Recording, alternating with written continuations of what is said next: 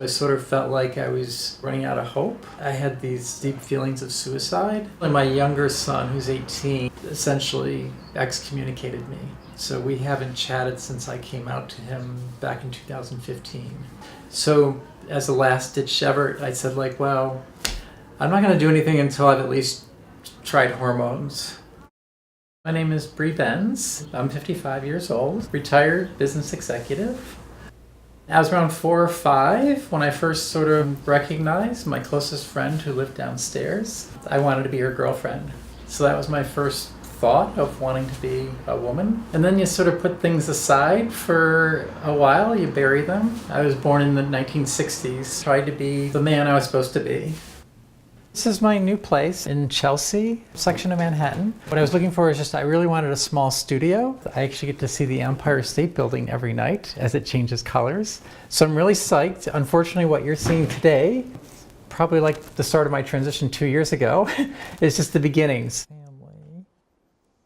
This morning I was going through some of the boxes and I found a photo album.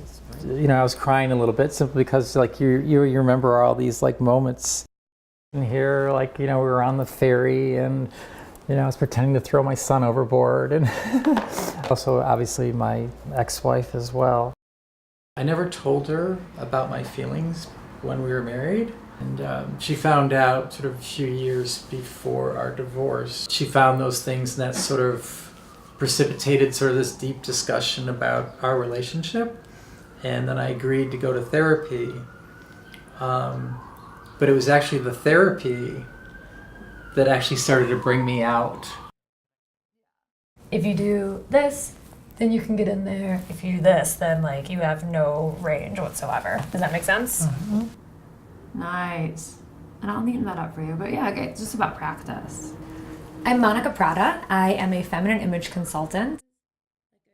I teach femininity to people that are transgender, transitioning, or integrating their genders from male to female. In here, I'm turning my face this way, right?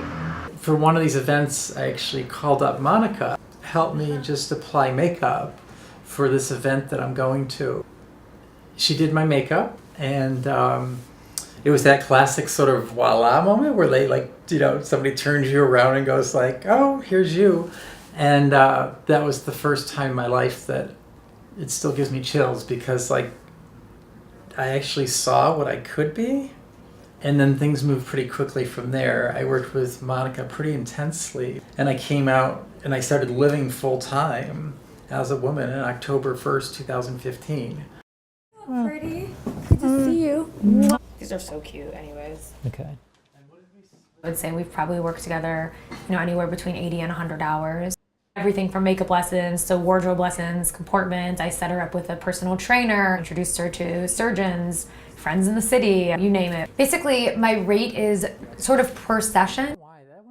2 hours is $500, or like a full day immersive femme day is $1,500.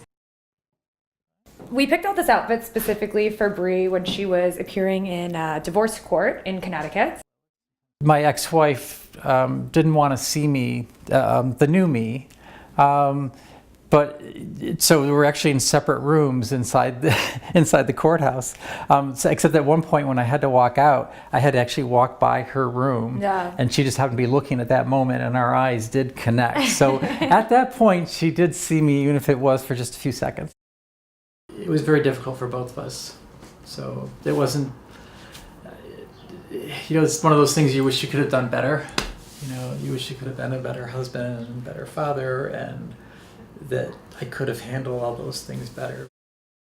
But I'm very happy now. So since I transitioned, no more suicide thoughts, no more depression. It's been, I'm very happy, even though there's still some of that regret, I guess, you know, in terms of the impact on family. Very excited about going to Arizona. The surgery's on Tuesday. I thought I would feel, you know, I'm still not even feeling nerves about it. I'm just feeling really positive, really affirming. I just think it's going to be a good thing. Recognizing that it's not pain-free, but, you know, I also recognize something that it's just, I can't imagine not doing this now. I still firmly believe that both boys will eventually come around and be part of my life, that, I deserve my happiness.